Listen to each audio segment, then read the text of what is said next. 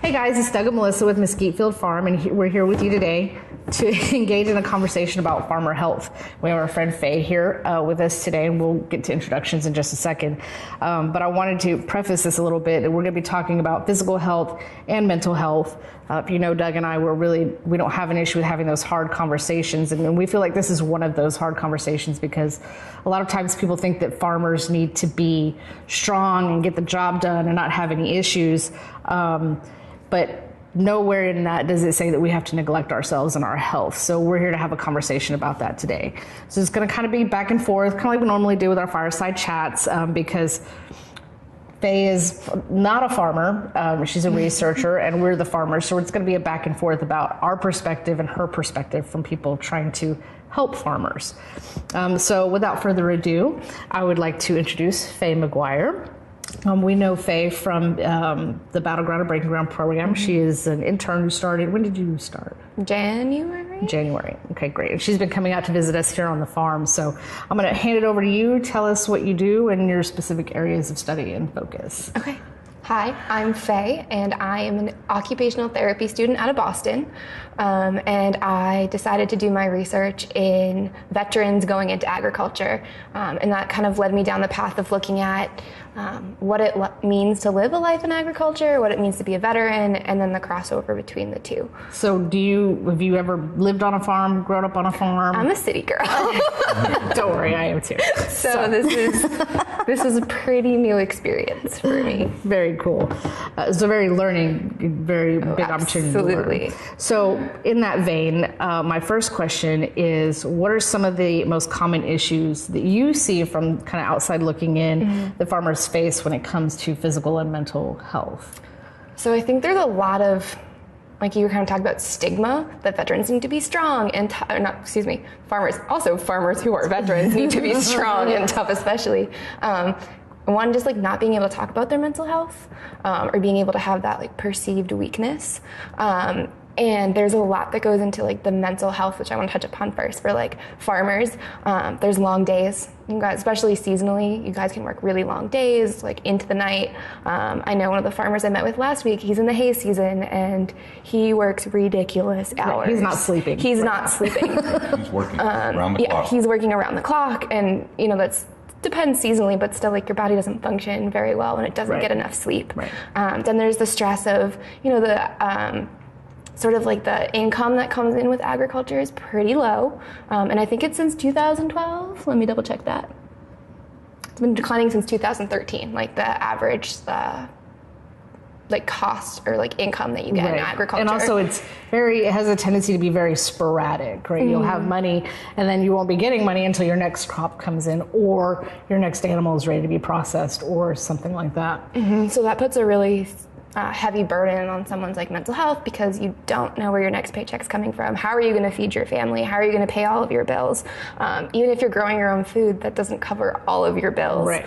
And not only that, but we're taking the number one and number two suicide death rates are in that order: agriculture, military veterans, and we're putting veterans into right into that space, right? Yes. So we're doubling down on mental health. Yes, and then that kind of coincides with the people living in more rural areas don't have access to healthcare providers or even access to healthcare in general, so then they don't even have the opportunities to like seek that mental health support. And one of the things that go ahead. No, go ahead. See, that I find interesting is like, oh, well, now we have Zoom and people can access Zoom. But if you're living in a farm or a ranch that doesn't have internet, doesn't have Wi-Fi, you still don't have access to those healthcare workers. And in our experience, and I know we're probably going to touch on this a little bit, it may be that the doctors that you do have access to Or quacks. just don't know. Right. I mean, honestly, and that's absolutely was our experience, and we'll talk about that in a little bit, but that's part of it too, right? Not even just the mental health, but this was physical health where the doctor didn't know what needed to be done or just didn't do it. Yeah, misdiagnosis. Right. So, so are you seeing more issues with mental health or physical health in what you're doing? I kind of get to see both, which is kind of the beauty, because in OT we work with both like cognitive issues, we work with physical issues. So it's seeing that depression, seeing that kind of higher rate of suicide. I know like in Texas we had that crazy storm. So people lost financially, the uncertainty of like what the climate like kind of looks like, you know, on a yearly basis now with everything that's going Weekly. on. Sure. Sure. Yeah. So that takes a really strong impact on people's mental health. But then there's physical injuries that come from working on a farm that I didn't really even think about until I started, you know, meeting with farmers, and, you know, the augers that are attached to tractors, the PTOs, like that can very quickly pull you in, pull off a finger, pull off a whole arm. Can kill you. That if you're not somebody who's familiar with those items, like you would not know that that existed. Yep. There's also just all kinds of exposures. There's heat exposure, there's cold exposure. I mean, you guys are outside all day long, working in all of the elements. Your animals have to be fed. It doesn't matter if it's 12 degrees out, like we had in the storm, or 100 and something. Like you have to be out there. And in those situations, it's even more important to make sure that they are fed, watered, and taken care of. Right, because they're under stress from the environment too. They don't get to go into the air conditioning for a few minutes. Or the heater. Right. Right. Exactly. Right. And then there's, you know, there's injuries. You fall off the tractor. The tractor runs you over. Machine injuries are really high, and that's something that I came to like understand working like with farmers during this program. Is that well, and it could be that you know the equipment, right? But say you're the hay guy who's been working nonstop, not getting enough sleep, so his cognitive abilities are impacted, which could create the potential for an injury there as well. Right. And time is money for those in agriculture. So, you know, you might bypass some of those safety measures, because if you have to get off the tractor and turn everything Nobody here does that. We don't do that. OSHA compliant. Then, you know, like accidents that in theory were meant to be prevented still happen, because if you have to turn your tractor and all your equipment down every single time something gets stuck, you are out there. Also, forever. let's be clear. A lot of the time when those happens, you just got a tornado warning, right? And you've got to get out there and get something. You got to get something moved like now. You don't have time to worry about your safety features. You're just trying to get the job done, and that's when a lot of those things happen, I think. I didn't know I had a seatbelt on the tractor. I owned it for a year. Cut that out. I'm just kidding.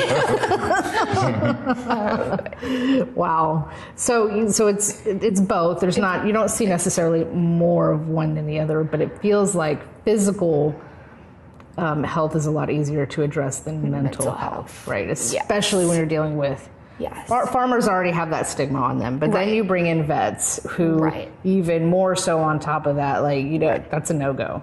Right. And so we're not going to talk about it. And I try really hard, especially when we have our classes, to be like, look, this is hard. And if you can't have those conversations, it has nothing to do with your manliness or whatever. This is everything about, for me, mental health is so much more about, if your cup is not full, you can't help anybody else. Bottom line. And if you want to have those conversations, there's no judgment here. You know, so we try to make that very clear in our classes. So what are some of the challenges you face as someone who's on the outside trying to understand what farmers and ranchers need for assistance? Can I go back and make one more point? Absolutely. For the other thing? You know what? Then we'll go on. I just think it's important, because in my research I found that the average age of an agriculture producer is 57 and a half years old. And I think that ties into the stigma, because a lot of people that I've talked to, they were like, oh, like my dad was a farmer or a rancher, and we didn't talk about our bills. We didn't talk about like our money issues. Either we had food on the table or we didn't. They didn't talk about it. So I think some of that's trickled down. So if we have sort of that older mentality of we don't talk about our problems, it's kind of trickling down because we don't have as many younger people going into agriculture. Right, and I would hope that those who are coming into it with a mindset of kind of shifting that conversation a little bit, but I don't know. Well, I know in the Battleground program we talk about it, and we've talked about it, and HMI talked about it as well, and the SPI initiative, Small Producers Initiative. They all talk about, if you can't have the conversation, you will fail. Right. Because you have to understand where your money is. You have to understand where it's going, how it's getting there, when it's being produced, when it's being gathered. You have to know that. and you're not running the operation by yourself. It's not one person. So if you don't engage your management team, you're in trouble. Well, and I think that's probably the way that it has to go in the future, right? In order for farms to be successful. Historically speaking, the male of the household ran the farm. So they had all of that data in their head, and they didn't have to have conversations. Like you said, either the food was on the table or it wasn't, right? But now the way our agricultural industry works, you've got, I don't know the percentage, I don't know off the top of my head, but so many of them have off-farm income coming in that is having to contribute to that. So you have to have those conversations with the other people on your farm.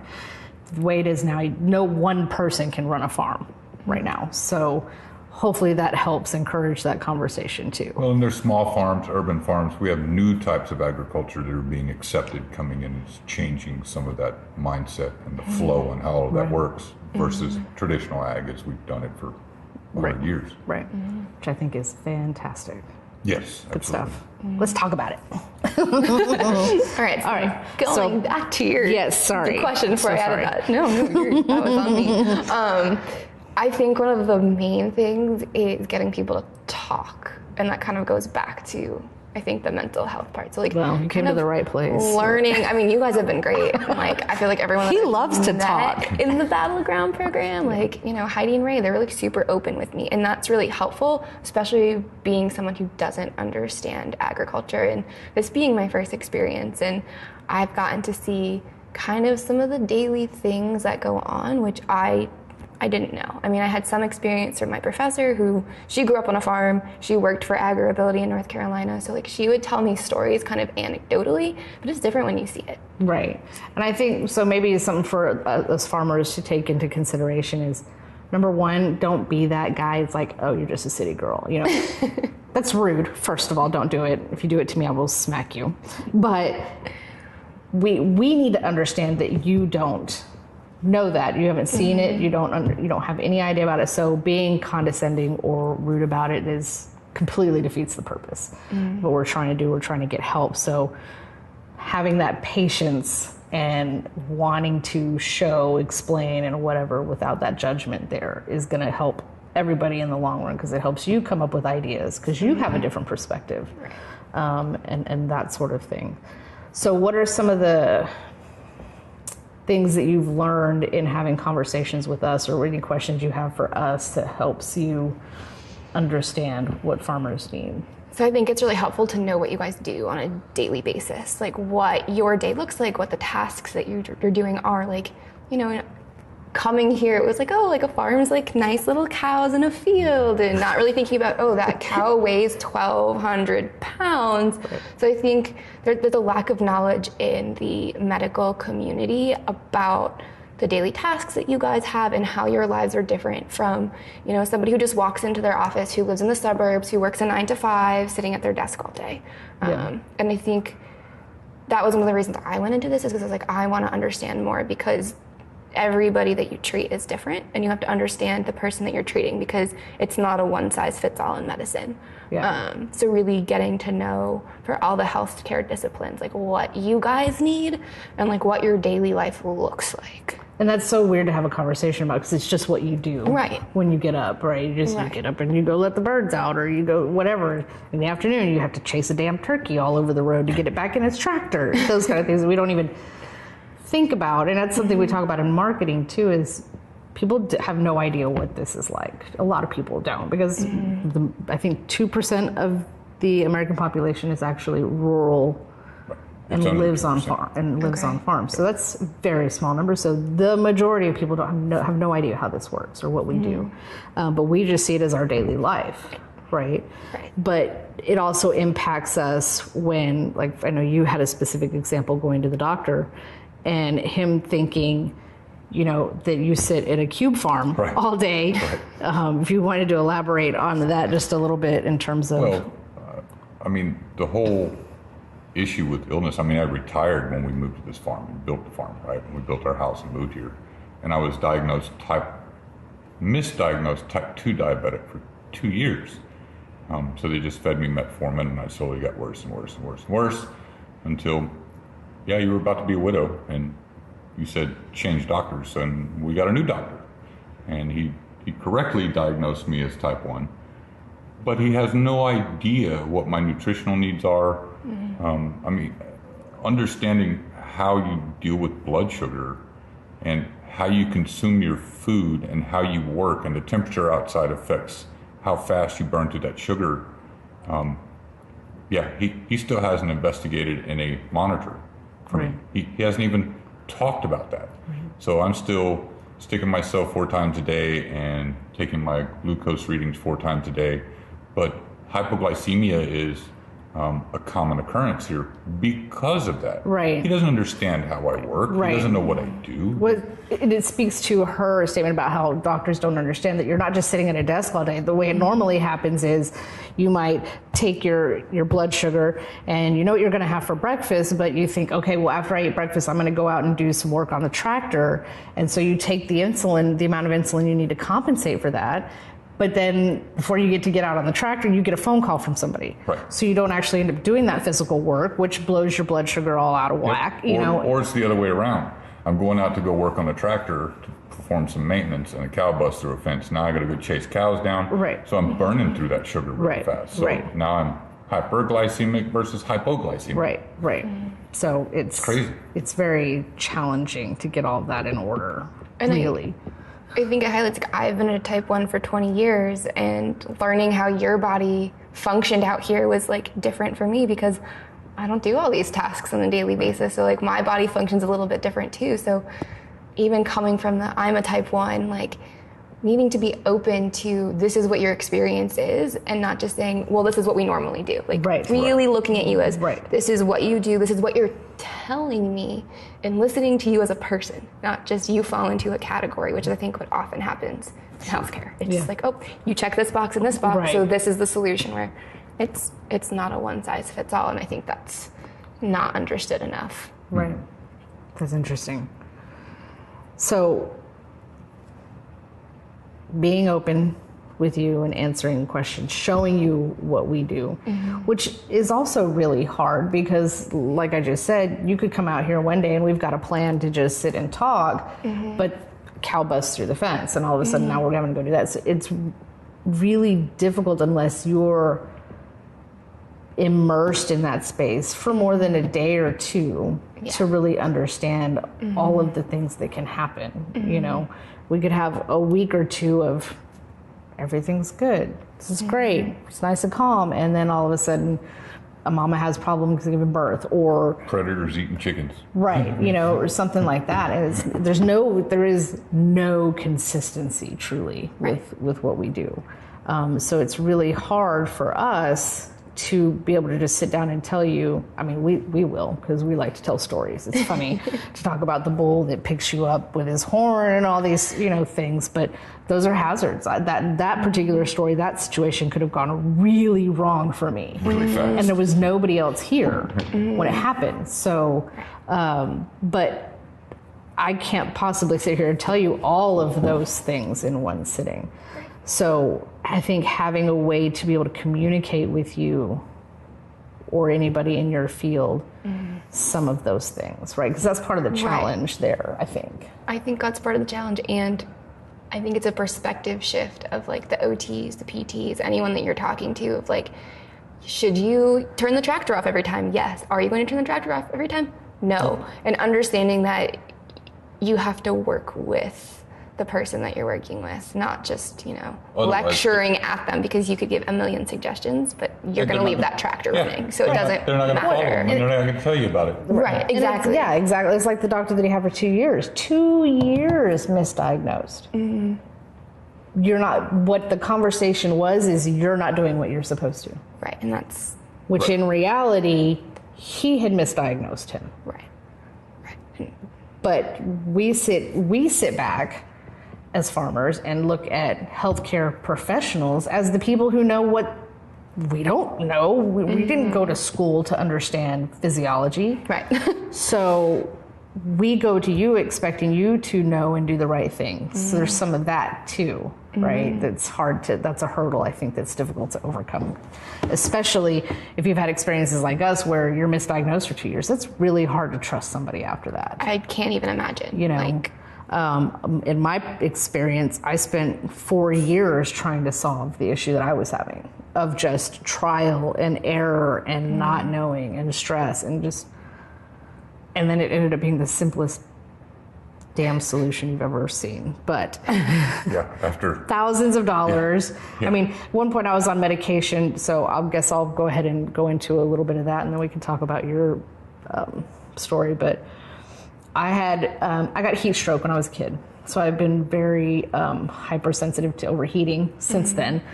But the way my body used to respond was I would get a headache, and I would have to go to sleep, and I would sleep the rest of the day. I would be done for the rest of the day if I overheated. And then we moved out here, and I started getting skin rash all over my arms, covered. I have pictures of it. My whole face would be swollen with rash on it, my chest, everything. And so I started going to a dermatologist, and we did over 500 allergy tests. Did find out that I'm actually allergic to mesquite, which is ironic considering our farm is named Mesquite Field Farm. But over 500 allergy tests. I was on an experimental medication for eczema that was $3,000 a month. Even with my insurance, it was going to cost $1,500. And I was on that until there was nobody else that could help me anymore cover that. And I just told my dermatologist, I can't do this anymore. And it wasn't really working, to be honest. So then she actually, in one of those appointments, suggested that I take Effexor, which is an anti-anxiety medication. She was like, I'm really concerned about the impact that this is having on your mental health, because I was on fire and itching and looked terrible, and I could see the looks on people's faces when they looked at me, and it mentally was very difficult. So I started on that medication, and it started getting better, but it was the same time that I actually stayed off of the farm for 2 weeks. I stayed at my brother-in-law's house to see what it was that was try to figure out, right? That's all we could do is stop using this or stop using that or try this or don't try that. Excuse me. And it got better. And I thought it was the anxiety. I thought it was stress that was causing it. So then I came back and started having issues again. So then we upped the anxiety medication. Wasn't really helping. And finally dawned on me that it would get worse when I overheated. And I mentioned that to my dermatologist. She said, you know what? Do me a favor, start taking Zyrtec every day. What? Come to find out, what was happening is my body's new response to overheating was to go into a histamine response. So I would literally break out in hives if I overheated. Oh, I live on a farm. How am I not going to overheat? Right? So the Zyrtec helps with that, and it's the only one that they have found that if you take it consistently can help mitigate that response. So where we were spending thousands of dollars on medication, this little bitty pill that I can get on Amazon, 360 of them for $15, was the solution. And it was just unbelievable. 4 years of back and forth and trying to sort that out. But it's not just about taking that pill. You know, he'll look at my face. I'll be out there doing something. He's like, you need to go inside and wash your face. Like I have to wash sweat off of me constantly to keep it from causing that reaction. He'll see me. He'll be like, you need to go inside and wash your face. Or I can only put the animals up after a certain time of day when it's cooled off. So I've had to make those changes, make sure I don't overheat. We had to invest in an ice vest. Which is kind of cool. I mean, illness affects how you do your job on the farm. So hers is very much about the environment and the temperature of that environment. So we had to shift our operations to match that. I live in the wrong part of the world to be sensitive to heat, truly. Yeah, I'm with you. But yeah, we've had to make some pretty significant changes in how we manage things, or how long I can even do tasks outside. You know, if it's humid, forget it. And again, South Texas. Welcome to Texas. You know, so it's challenging, and it's just additional things that we have to keep an eye on. You know, and it's just like with him with his diabetes, I'm constantly like, okay, do you have? We put a mini fridge, out in the shipping container, his shop. so that he could have a soda in there or something, water obviously, but a soda just in case he needs a quick bump or something. And I'm constantly, do you have a piece of candy on you just in case or whatever, because if he's out there and he can't make it back, he's got to have something to be able to deal with that. It's challenging. It only happened once. I made it back. One time too many times. I made it back, but I wasn't sure I was going to make it back. Yeah, it's really tough. And like he'll lay down to take a nap, and some days I'm like, I just hope he wakes up. You know, and that's the thing where we've wanted to see about getting him the continuous glucose monitor, because it would alert me. It was just 2 weeks ago. He woke up and he came in. He said, "My blood sugar's low. You want to guess what it is?" And I was like, 70. He's like, "I'm gonna say 60." And he came back in and it was 37.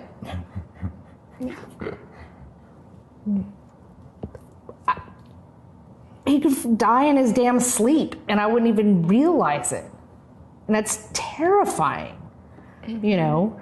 And it's not, and I understand that that's something that's the case for any type 1 diabetic or diabetic in general, I believe. Illness. But having better access to those tools, you know, I get that it's kind of one thing for him to be asleep out here, but what if he's out there and it happens and he's on the tractor, you know, and I have no idea, and he's just laying out in the field bleeding out.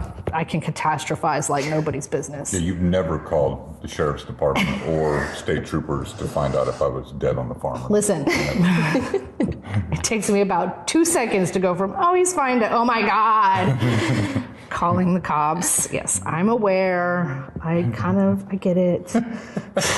But I feel like that ties into the, like, you know, not understanding your lifestyle. If you're acres and acres away from your house and you don't have anything on you, it's not just like, oh, like I'm working in my office, I can walk into my kitchen. Like you have to physically get back to wherever you're going. And if you're on, you know, if you're in your front yard, okay. But if you're on the other side of your farm. You got 1,000 acres and you're out on the other side of 1,000 acres. Like 20? I mean, yeah, 22, but. And it's dangerous machinery that you're operating. And, you know, they tell you when you're low, don't drive.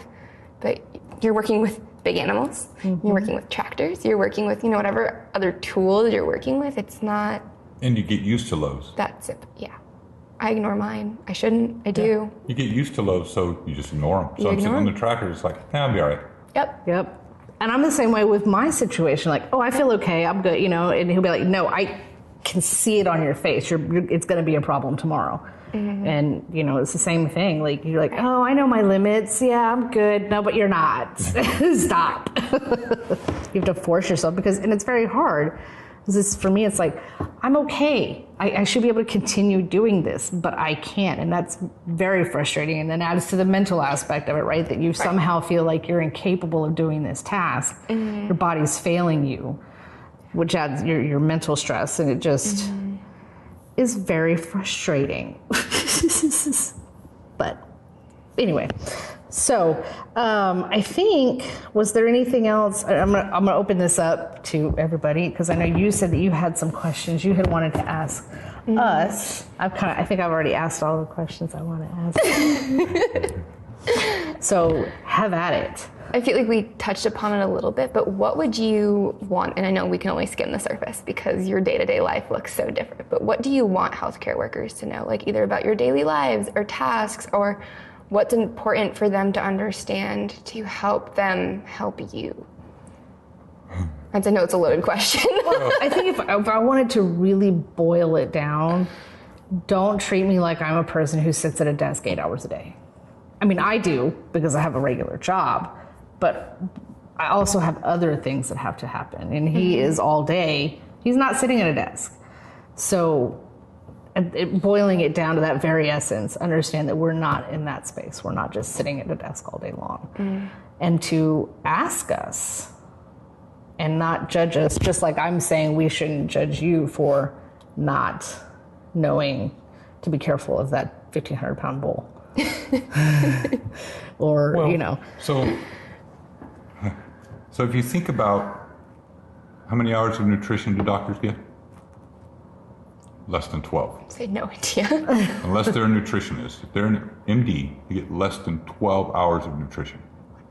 And they're making decisions for my life Right. based on that. And that's just normal nutrition. We're not even talking about diabetes or other chronic illnesses. So doctors really need to less than a very small percentage of people know where their food comes from. Already. And as you stated less than 2% of the population of the United States produces 100% of the food. So only 2% or less of the people understand where their food comes from. The others aren't actually doing it. They're reading about it, or they're watching a movie about it. And don't get me wrong, there are people, urban farmers that are growing things. Hopefully those numbers are going in a different direction. Yeah, we hope those numbers going up. But if less than 2% of our population is producing our food, rest assured that those doctors have absolutely no clue what we do out here. And they need to understand that. Because every form of industry that exists in a metropolitan area exists on a farm, and it's being done by one or two people. So the electricians, the farmers, the vets, they're growing the food, they're the plumbers, they're the welders, the fabricators, they're doing it all. Everything that someone else does in the city is being done by one or two people on the farm. So they tend to look at us differently, and they need to understand that. Why it's different. Why it's different, right? And they really need to understand that. And I don't think they do today. I think I'm going to tangent off of that slightly, just a little bit, because this is one of my pet peeves, is that, and I actually think that people are starting to understand it more, the importance of food on your health. And I get very frustrated. I actually had a primary care physician who I walked in there for a physical that was a requirement for my insurance. And all he wanted to know was what was wrong so he could know what medication to give me. And I'm sitting there, I'm like, there's nothing wrong, I just need a physical. But he just wanted to give me medication, and it's frustrating. I wish that they did take more hours of dietary needs and not the standard American dietary guidelines, please. But actually understood the impact of food on our health and could medicate that way. That's a slight tangent of mine. Medicate with food. Right. Food is medicine. Sorry, I just slide that one in there. Sorry. Anyway, go ahead. I feel like we kind of touched upon the questions that I had for you guys, just like knowing about daily life and what you want healthcare professionals to know. But how do we really, it's one thing to sit here and say, I want you to understand how it is for us. How do we make that happen? I've been sitting here thinking about that. Do we, well, for us, I mean, we do this already with vets and a lot of people come out to the farm, right? I would love to see a group of occupational therapists or physical therapists come out and see what we do. I think that would be brilliant. And then they can go back with their experiences and their perspectives and be able to provide better care too. And we're open to that. Absolutely. And you can come here anytime. I'm already hoping to come back next year. Of course. I would love for us to be able to lead the charge on that. If we can get with a university and create a program where physical therapists and occupational med students, whatever, could come out. They don't have to do anything but just observe or have a conversation or something like that to help change that perspective. I think that's great. But the true experience, you can watch, but the true experience is getting your hands dirty. Did that make a difference for you? Yes, watching you pull that chicken tractor, and then I tried to move it and couldn't budge it. And then he's like, Melissa moves them all the time. And I'm like, oh my God. Like, it's different. You can watch a video till the cows come home. No pun intended. Pun totally intended. But you don't get it unless you do it. And I don't even want to claim that I get it because I don't live it. I've done, between like you guys and Aaron and Heidi, I've done maybe 15 farm visits, some more hands-on than others, and I can't say that I get it.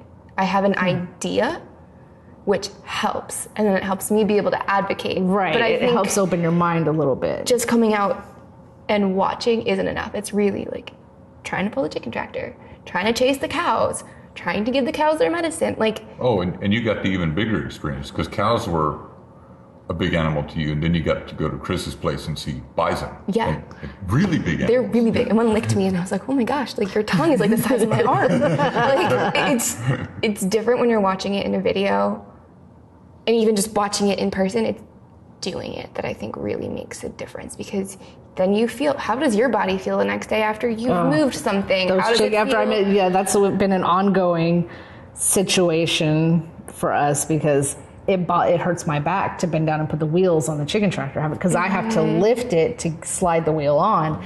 And every time I have to do it, my back is killing me the next day. Granted, I'm out of shape and I'm overweight, so that I will own a portion of that, but it would also be helpful for the equipment to function better.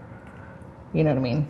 And what's kind of interesting is me and the other OT student got an opportunity to work with some engineering students who were making modifications for 2 different people in agriability.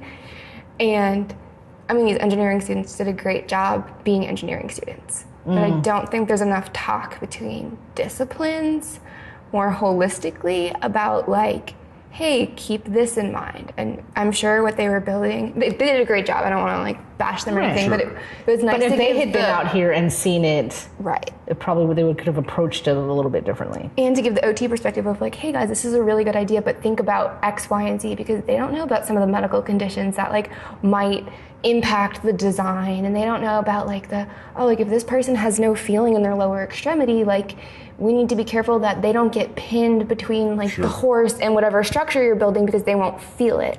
So I think, I don't even remember how I got on this topic, but like people need to work together more too, so that we're getting like the wheels on the chicken tractor. Stupid wheels just on the chicken tractor. Getting an idea of like, this is what it actually looks like. Like watching Doug pull the chicken tractor, I was like, okay, it looks heavy. And I was, from the OT perspective, I was like, okay, like Doug, don't pull with your back.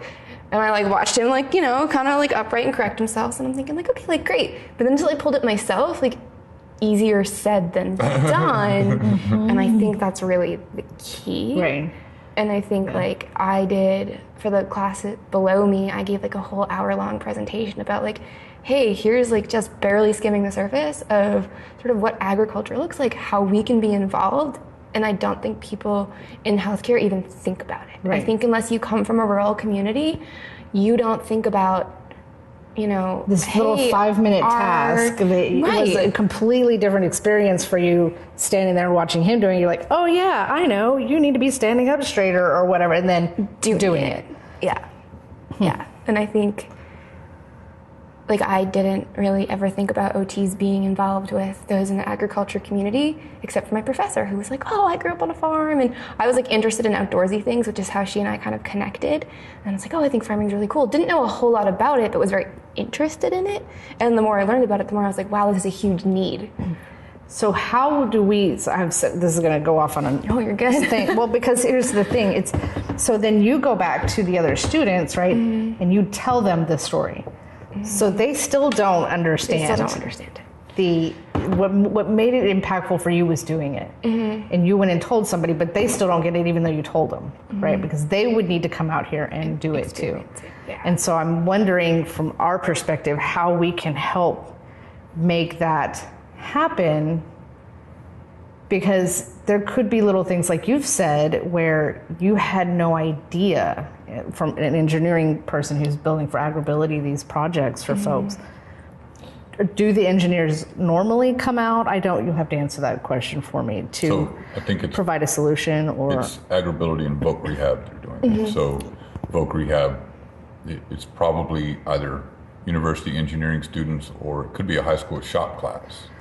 I guess metal modification. I guess the point that I'm trying to make is maybe instead of just the OT or the physical therapist coming out and looking at the problem, that the engineers should too. Oh, absolutely. Right. And that's I think probably a pretty easy change for the program. They did go out, I believe. COVID's been weird, so I'm not sure if these specific students, I can't remember. But even going out, they don't have the healthcare perspective on it.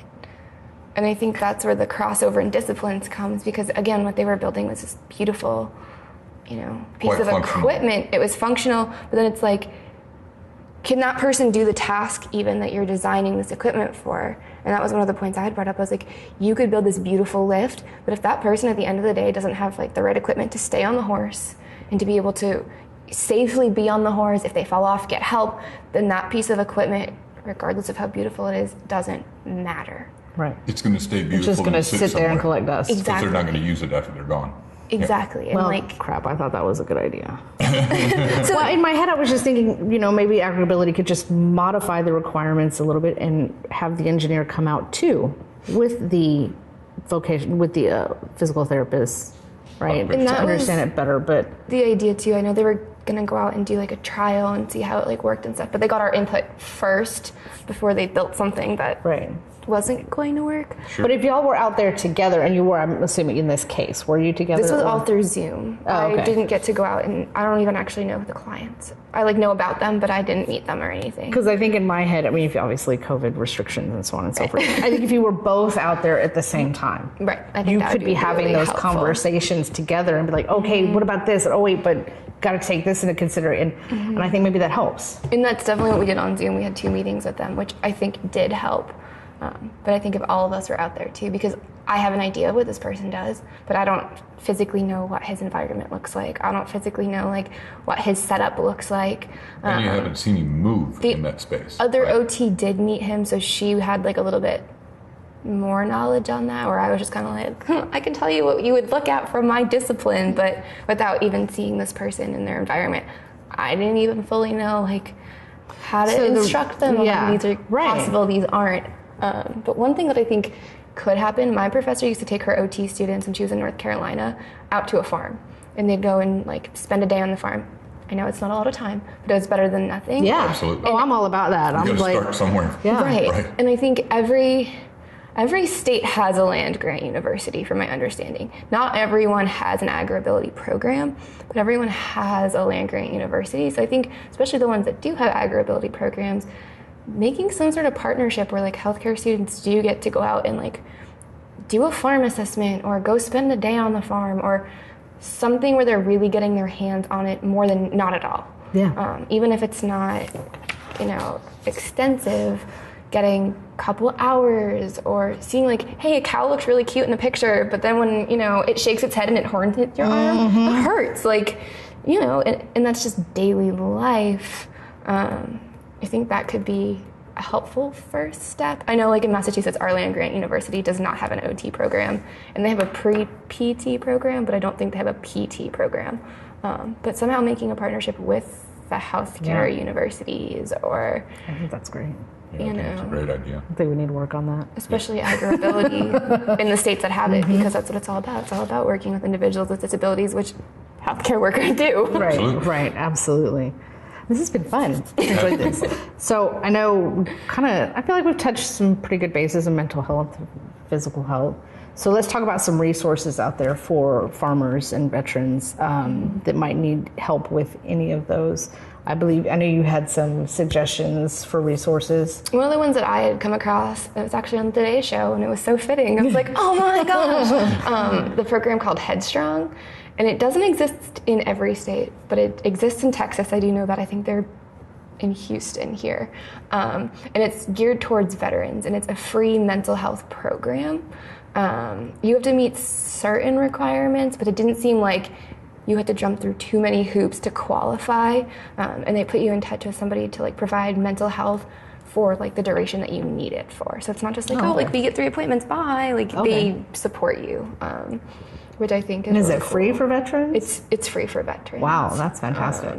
And then I get to work with Vet Advisor through Battleground, and I met with one of the women who's, I don't know exactly what her title is, but you might know what Jackie does, but she talked to me about like the services that they offer for veterans through Battleground, but then also like they offer these services beyond just for Battleground. So I think that's like another resource. It's not free, but I like their philosophy of we're a coach. So it helps take away that stigma of, like you're getting mental health counseling, like that just, for some reason we say, I don't want that. Not me. But I am the biggest proponent of, listen, you need to talk to somebody who's not all up in your business. Right. You need to talk to somebody who's not in that space with you so that you can be real honest about what's going on in your head and do that in a comfortable, safe space.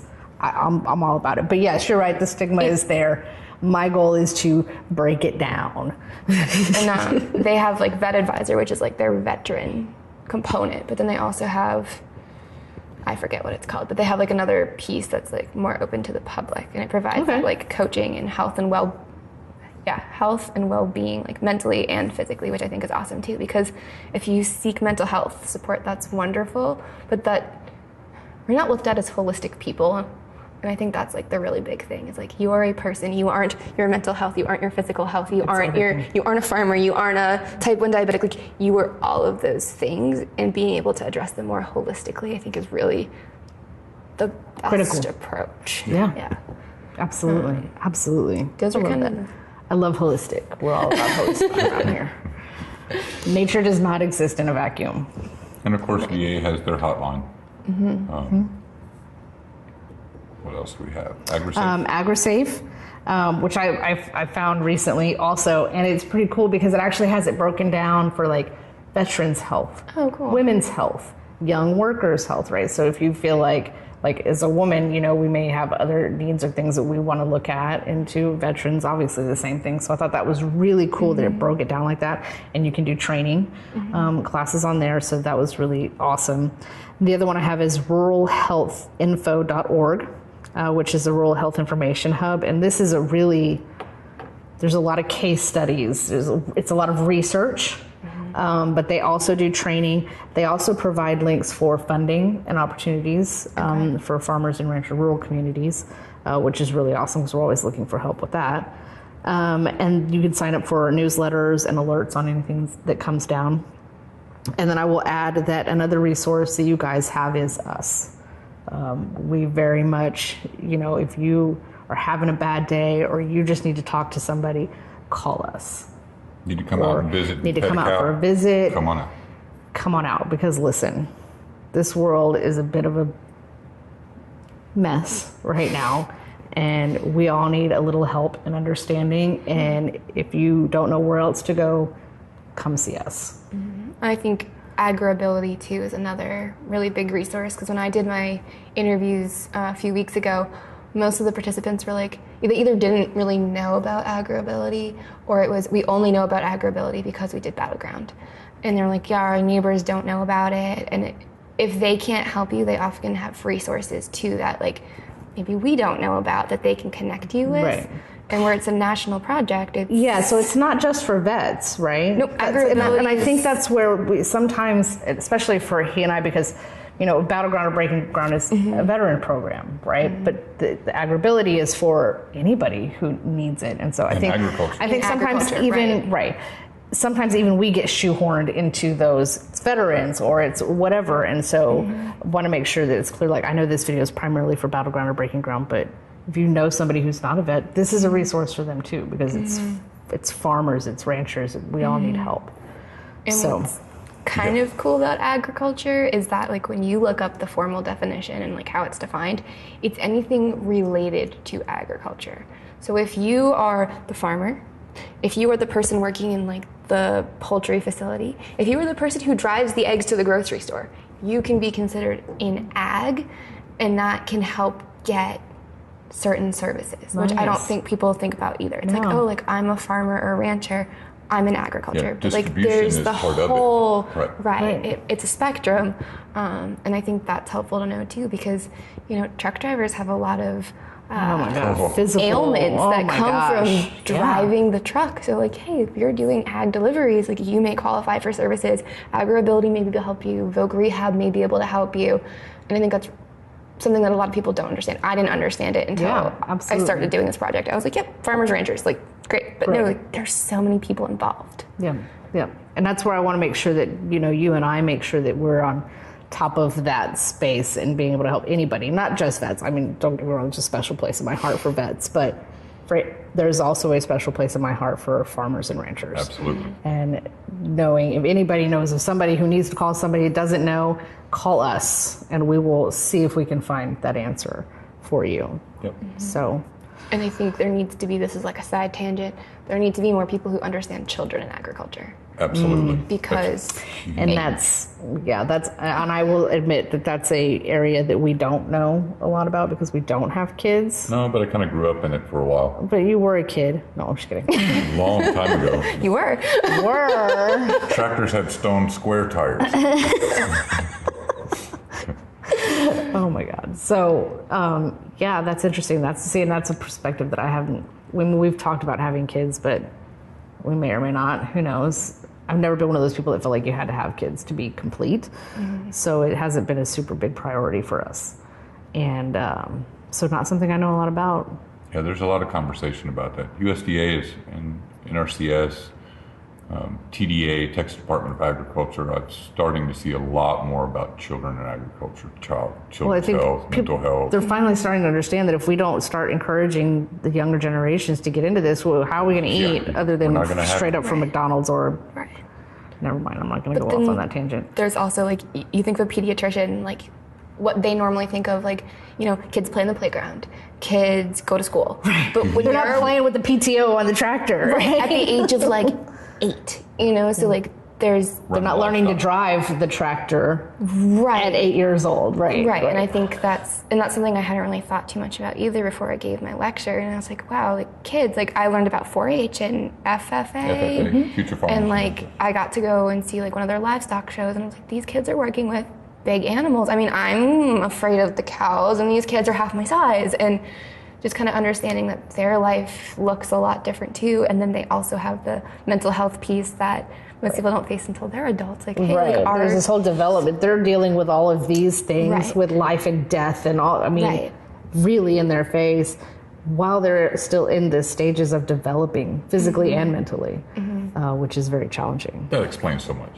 I just think that's an important part of that dialogue too. Like we have adults, but don't forget those kids who grow up in it because that's their whole life. Yeah, absolutely. And I found a lot of them that start as kids, even when they're like at 18, I hate this, I'm out. They come back. So that's fantastic. This is great. I think it's been a great conversation. Thank you so much, Faye, for sitting down with us to Thanks for doing this have this chat. Thanks for spending all the time with us. Yes, absolutely. And do come back. You don't know how sad I am. I thought you were staying, and then he came in and he's like, Faye's leaving and next Wednesday is her last visit. I was like, what? No. She said she was staying. I don't understand what you're saying. So I guess that's it. Thanks for joining us. We'll see you next time. Thanks for watching. Bye.